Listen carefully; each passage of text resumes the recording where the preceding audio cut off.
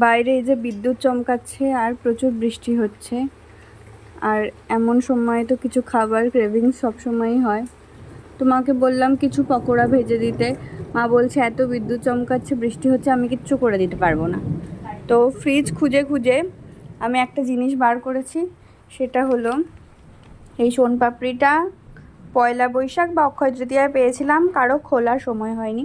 আমি এটা আজকে ওপেন করব।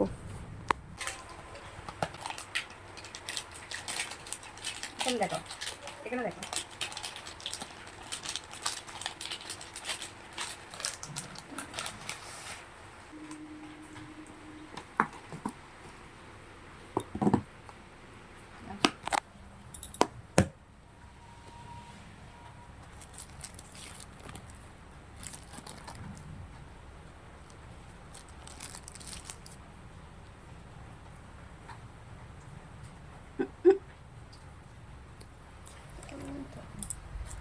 গোটা উঠলো না কেন?